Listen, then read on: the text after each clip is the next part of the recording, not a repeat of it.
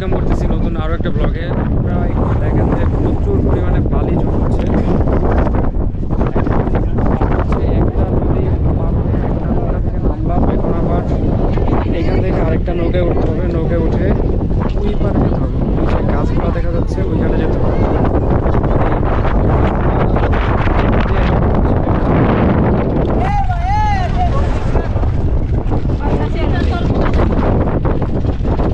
নামতে হবে নিচে।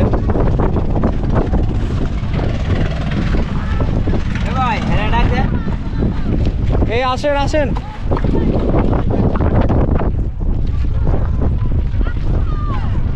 তো আমি এখানে আসছি আসলে একা। সব সাদা পানি দেখছেন? সাদা পানি কথা মতো দেখছেন? আরো আছে, আরো আছে। ও ঝর্ণা দেখবেন, ওই পাহাড় ঝর্ণা। এই পাশে দেখবেন 550 গাছ, ঠিক আছে? পাহাড় জীবন চলে যাবে, বুঝলেন না? আসতেছে নাকি শীত?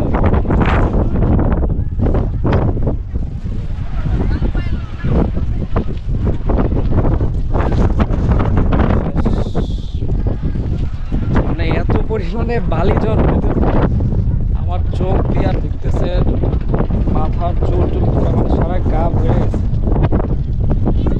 দেখা যাচ্ছে যে ভালো স্পষ্ট করে বোঝা যাচ্ছে না ক্যামেরায়। প্রচুর পরিমাণে সামনে দিকে আগানোই যাচ্ছে না। সারাদিন ছিল প্রচুর রোদ, আর এখন এই বিকাল টাইমে শুরু হয়েছে বালিঝড়।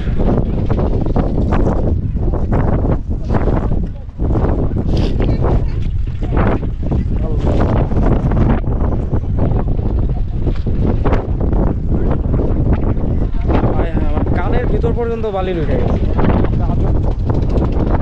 কি একটা অভিজ্ঞতার মধ্যে দিয়ে যাচ্ছি আপনাদেরকে বোঝানো সম্ভব না।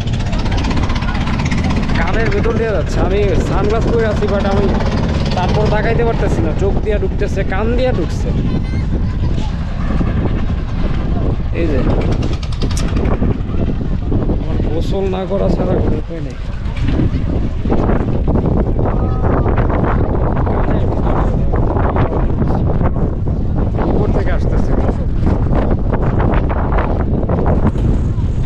ক্যামেরা অন করে কথা বলতেছি, আমার মুখ দেওয়া পর্যন্ত ঢুকছে। কিছু করার নাই, পরিস্থিতির শিকার। তো যাই হোক, এখন এই যে এখান থেকে আমরা হচ্ছে বোটে উঠবো, নৌকে উঠবো, তারপরে দুই পারে আরেকটু আমার ডাক দিয়ে দেখা গেলো সাদা পাথর। সাদা পাথর নাকি দেখা দিচ্ছে। সামনে গেলে আরও বাকি যে দৃশ্যগুলো দেখানো সেগুলো দেখা হবে।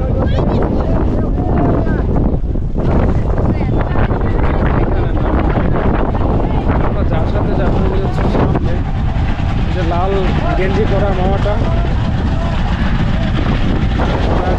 সাথে যাচ্ছি ওপারে নিয়ে যাবে। তারপরে আমরা হচ্ছে ওই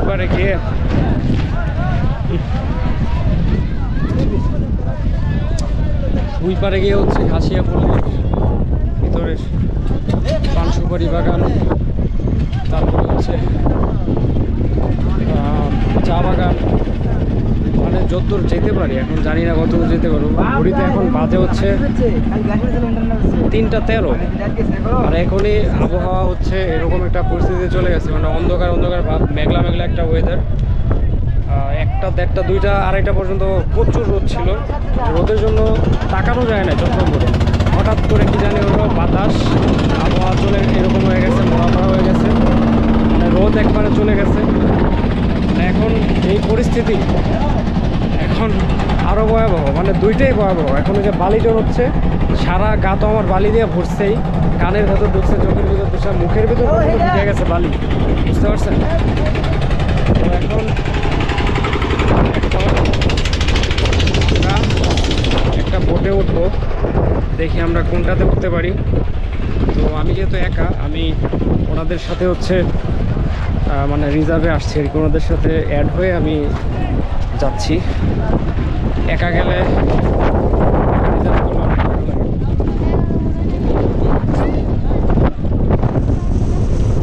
আমি জানি না আমি কী করবো, কারণ আমার এখানকার সব কিছু শেষ করে আমার হচ্ছে জাফলং বাজারে যেতে হবে। সেখানে গিয়ে বাস ধরতে হবে।